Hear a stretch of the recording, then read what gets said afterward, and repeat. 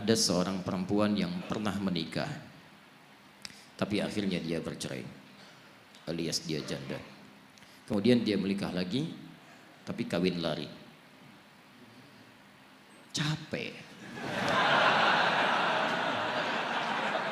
Orang menikah itu diam, maka dikawin sambil lari, bingung saya. Tidak disyariatkan kawin lari itu. Penghulunya juga bingung. Saya nikahkan engkau, Masya Allah. Saya terima nikahnya. Ada-ada aja. Kadang-kadang manusia itu dikasih yang nyaman, pilih yang susah. Dan dia dinikahkan oleh orang lain, sedangkan wali sahnya masih ada. Bagaimana hukum menikah seperti itu? Teman-teman sekalian, pernikahan itu diikat oleh beberapa ketentuan. Ketentuan-ketentuan dimaksud ada yang menjadi rukun. Di antara rukun-rukun itu, pertama ada yang menikahnya, laki-laki, perempuan. Jadi kalau menikahnya itu laki-laki, perempuan jelas tidak sah pernikahannya. Kedua, ada wali nikah. Wali nikah itu bagi yang masih gadis itu mutlak bagian terdekat dari dirinya. Orang tua, ayah masih ada. Kalau ada itu ayah. Tidak ada kerabat terdekatnya, pamannya, kakaknya, atau adiknya, atau yang paling dekat. Dan wali ini fungsinya bukan hanya menikahkan, tapi menjadi jalur konsultasi jika ada hal-hal terjadi di rumah tangganya.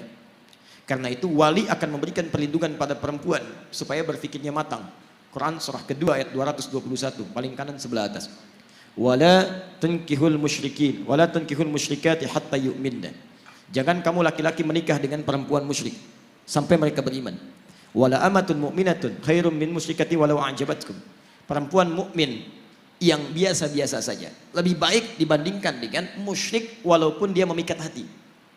Wala tunkihul musyrikina hatta yu'minu. Lihat kalimatnya. Kalau menuju pada laki-laki kata Quran jangan menikah, tapi untuk perempuan jangan nikahkan anak perempuanmu. Wala tunkihul musyrikin, jangan nikahkan anak perempuanmu kepada pria musyrik. Jadi yang dituju itu walinya. Ayat ini tegas kata para ulama menunjukkan bahwa jika ada perempuan, gadis, ya ini gadis belum masuk ke janda, gadis khususnya akan menikah, maka tidak sah pernikahannya sebelum kemudian dia diputuskan oleh walinya. Putuskan itu maksudnya bukan memutuskan pernikahan dan sebagainya, membimbing pernikahan dia menjadi wali darinya. Jadi tidak boleh dia menikahkan dirinya sendiri, supaya dijaga kehormatannya, dijaga dia. Dan apa fungsi terbaiknya? Quran surah keempat ayat 35, paling kiri di pertengahan. Wa in khiftum shiqaqa bainihima fab'athu hakaman min ahlihi wa hakaman min ahliha. Kalau di rumah tangga terjadi cekcok luar biasa yang menjadikan tidak bisa diselesaikan oleh kedua suami istri itu, maka konsultasilah kepada wali, hakim yang paling bijak. Siapa yang paling bijak? Yang paling bijak, yang paling bagus adalah yang Anda tunduk jadi wali yang menikahkan Anda. Karena itu yang paling dekat dengan Anda, yang paling mengerti Anda. Makanya ketika seseorang menikahkan, itu hati-hati. Bukan cuma mengatakan, saya nikahkan kau begini-begini, tapi ketika punya persoalan, dia harus jadi bagian dari itu untuk konsultasi dan sebagainya. Makanya saya ingatkan pada perempuan-perempuan, jangan anggap enteng wali, yang penting nikah. Tidak. Wow. Walinya siapa? Pengennya sih wali songo. Oh, wali bagus. Tidak bisa. Ada wali bagian kerabat Anda. Jadi jangan anggap enteng, Anda sudah kawin lari, capek, gak ada wali dan sebagainya gitu kan. Repot. Ini bagian pertama. Kemudian ada mahar. Kemudian saksi, minimal 2 orang saksi di tempat yang sama. Kalau ini terjadi maka sah pernikahannya. Sekarang statusnya bagaimana dengan janda? Sebagian ulama mazhab mengatakan seorang janda maka dia tidak harus minta izin kepada wali atau keluarga terdekatnya, baik ayah, ibu dan sebagainya. Dia punya hak karena pernah menikah, dia punya hak di situ untuk bisa mengajukan pernikahan sekalipun kemudian tidak harus izin dari keluarga terdekatnya. Tapi tetap pengetahuan dengan kerabatnya, wali dan sebagainya itu harus ada. Komunikasi, kebaikan-kebaikan dan sebagainya. Kenapa? Karena khitabun nikah, perintah pernikahan itu tujuan utama melahirkan sakinah. Quran surah ke-30 ayat 21. Wa min ayatihi an khalaqalakum min anfusikum azwaja litaskunu ilaiha. Orang menikah itu supaya tenang, bukan supaya gelisah. Jadi kalau antum belum menikah aja sudah gelisah, ada yang salah dalam cara menikah antum. Bagaimana antum bisa menikah dengan tenang kalau cara menikahnya aja menimbulkan kegelisahan? Makanya sekalipun para perempuan yang sudah pernah menikah punya hak misalnya secara pribadinya untuk dia bisa menikah dengan yang dia pilih, tapi tetap tidak mengurangi 2 hal. Dia harus berkonsultasi, dia tanyakan dan dia minta perwalian. Jadi tidak menggugurkan hak walinya. Cuman dia punya hak untuk menikah, mengajukan pernikahan, tapi tetap tidak menggugurkan hak walinya. Dia harus dinikahkan oleh orang lain.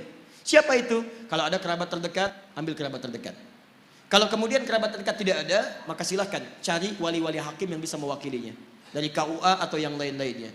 Tapi maaf sekali lagi, kalau terjadi pernikahan yang seperti tadi, nikahnya sah kalau rukunnya terpenuhi, tapi dia bermaksiat kepada Allah Subhanahu wa taala. Nikahnya sah, tapi dia bermaksiat kepada Allah Subhanahu wa taala. Baik, dan saran saya sederhana. Datangi orang tuanya, datangi kerabatnya, ya, kemudian minta restunya, minta maafnya, dan mohonkan ampun kepada Allah Subhanahu wa taala dalam kebaikan. Tapi ada kasus yang dibenarkan pernikahan seperti itu jika memang kondisi-kondisi dari wali terdekatnya, satu, menjauhkan dia dari Allah Subhanahu wa taala. Ada ancaman yang membahayakan bagi agama dan kepercayaannya. Misal, dia beda agama, seorang anak. Kemudian ketika dia pindah agama, dia mau menikah, diancam oleh orang tuanya. Kalau kamu kemudian mau saya jadi walinya, kamu harus kembali kepada agama kamu. Kalau tidak, kamu begini atau menghadapi siksa, maka dia boleh meninggalkan itu, kemudian dia menikah dengan apa yang ia pilih dan menjadikan yang lain sebagai walinya. Misal ustadz tertentu atau dari KUA atau sebagainya. Saya tidak tahu kasus spesifiknya yang mana ini yang dimaksudkan, tapi kalau misalnya, mohon maaf, yang dimaksudkan yang pertama, maka saran saya supaya bisa kembali kepada walinya, kemudian dia meminta maaf dan bersama-sama beristighfar pada Allah Subhanahu wa taala. Kalau nikahnya sah sepanjang rukunnya terpenuhi, tapi sekali lagi dia bermaksiat kepada Allah Subhanahu wa taala. Dan ingat, di rumah tangga, hadis Al-Bukhari, buka di Al-Adabul Mufrad paling kanan sebelah bawah, ridha di rumah tangga jika orang tua masih ada, salah satunya ditentukan oleh ridhonya orang tua. Ridhallahi fi ridhal walidi wa sukhtullahi fi sukhtil walid. Allah taala alam bisawab.